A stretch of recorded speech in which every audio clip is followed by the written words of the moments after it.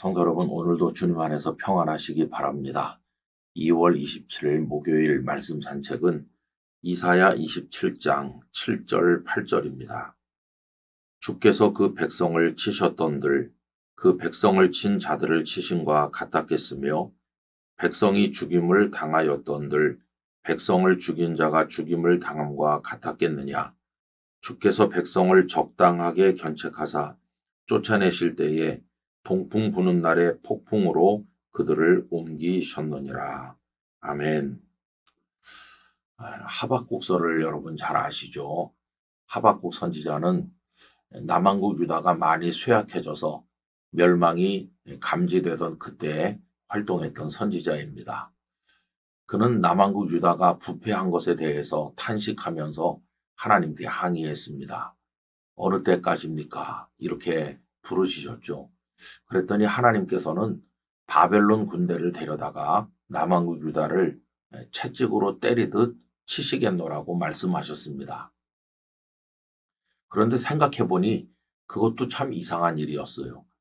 남한국 유다가 비록 타락하긴 했지만 명색이 하나님의 백성인데 바벨론은 전혀 하나님을 알지도 못하는 우상 숭배자들 아닙니까?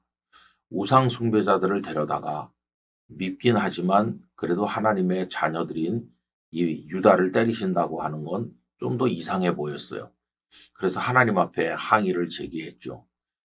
그랬더니 하나님께서 하박국에게 의인은 그 믿음으로 말미암아 산다 하는 답을 주신 것을 우리가 하박국서에서 알고 있습니다. 남한국 유다가 멸망할 때 유다 백성들은 다 하박국 같은 생각을 했을 것 같아요. 아니, 하나님은 어떻게 우리를 때리실 수가 있나? 물론 우리가 나쁜 짓을 많이 했으니까 채찍에 맞는 건 이해가 되지만은 아예 죽듯이 우리를 패망시켜 버리는 것은 너무하신 거 아닌가? 이렇게 혼란스러워하는 사람들도 많이 있었을 겁니다. 예레미야 때 백성들이 그러했죠. 예레미야가 하나님께서 너희를 바벨론의 손에 넘기실 것이다 이렇게 말하면 굉장히 분노했죠. 어떻게 하나님이 당신의 백성을 그렇게 대하실 수 있겠느냐 이런 생각을 한 거죠. 그러나 예레미야의 메시지는 그게 끝이 아니었어요. 70년이 지난 이후에 다시 돌아오게 하실 것이다. 때리시지만 다시 싸매실 것이다. 그 뒷부분이 있는 거예요. 싸매신다. 돌아오게 하신다. 여러분 이게 하나님의 자비를 말하는 거죠. 하나님은 이스라엘 백성들을 채찍으로 때리시죠. 그들을 바로잡으시려고 하시죠. 그러나 그들을 죽게 놔두진 않으시죠.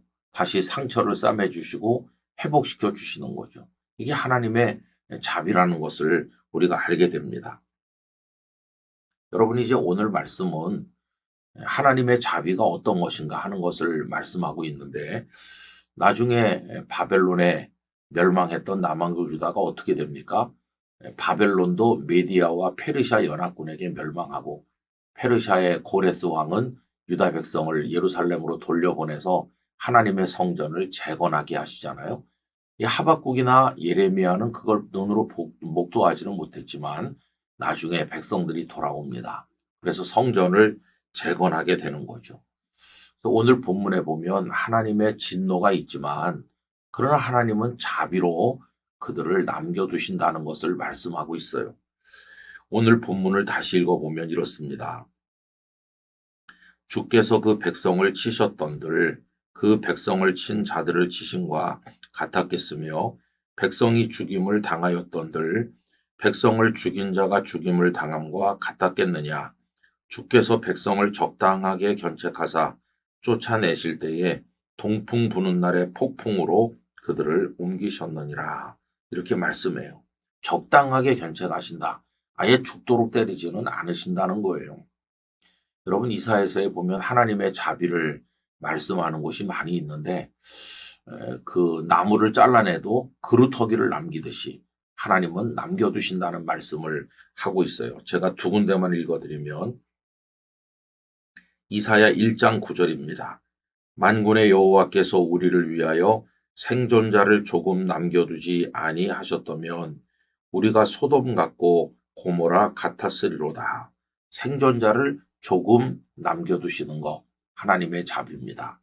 또 6장 13절을 보면 그 중에 10분의 1이 아직 남아있을지라도 이것도 황폐하게 될 것이나 밤나무와 상수리나무가 배임을 당하여도 그 그루터기는 남아있는 것 같이 거룩한 씨가 이 땅에 그루터기니라 하시더라.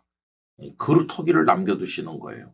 밑둥을 남겨두셔서 다시 거기서 싹이 나서 자라도록 하시는 거죠. 여러분, 하나님은 당신의 백성이 잘 못할 때 꾸지람하시고 아프게 때리실 때도 있습니다. 그러나 하나님은 기본적으로 자비의 하나님이세요. 그래서 다시 싸매시고 회복시켜 주시고 밑둥 그건 남겨두셔서 다음을 기약하시는 하나님이세요. 우리가 살 길이 어디 있을까요? 여기저기 살 길이 있나 찾아보지만 궁극적인 살 길은 하나님의 자비밖에 없어요. 하나님의 자비를 의지하는 것만이 살 길입니다. 여러분, 그 하나님의 자비를 의지하면서 오늘 우리가 당면한 여러 가지 과제 앞에 깊이 기도하는 성도들이 되기를 간절히 바랍니다. 아버지 하나님, 남한국 유다가 부패하고 타락했을 때 하박국 같은 선지자는 하나님 앞에 탄식하며 그 백성을 징벌해 주시기를 기도하였습니다. 그러나 바벨론을 통해 채찍으로 때리듯 치신다고 했을 때 더 큰 혼란에 빠졌습니다. 하나님께서는 바벨론으로 그들을 치셨습니다. 그러나 죽게 놔두지 않으시고 싸매시고 그루터기를 남기듯 회복시켜 살게 하시니 이것이 하나님의 궁극적 자비였습니다. 죄인이 사는 것은 하나님의 자비에 있음을 알게 하사 오늘 저희들도 우리 눈앞에 다가온 여러 가지 어려운 현실 앞에서 하나님의 긍휼과 자비를 의지하게 하여 주옵소서. 주여 저희를 긍휼히 여겨 주옵소서. 예수님 이름으로 기도하옵나이다. 아멘.